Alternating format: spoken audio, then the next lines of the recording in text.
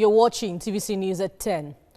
A socio-political and economic body has registered its displeasure over what it calls the slow pace of development of the oil-rich Niger Delta, which has been the backbone of the Nigerian economy since 1956.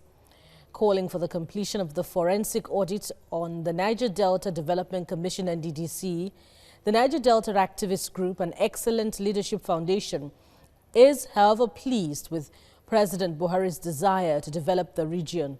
Ovietima George brings details in this report. Amidst the youth engaging in violent confrontations with state governments and oil companies, former President Olusegun Obasanjo established the Niger Delta Development Commission in the year 2000 to engage the youth in meaningful ventures in the 9 states of the oil-rich region.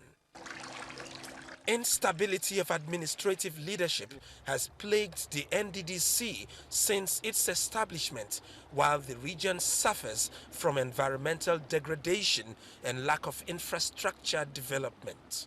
The Niger Delta Activist Group and Excellent Leadership Foundation is not happy with this development, even as the Commission and the National Assembly trade words on allegations of corruption.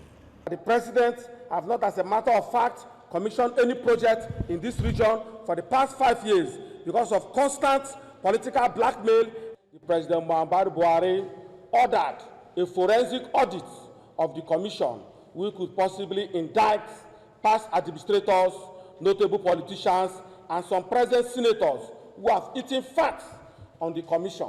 All contractors, most of them that have conscience, have gone back to site to begin to pursue their projects because they're afraid of the forensic audit guided.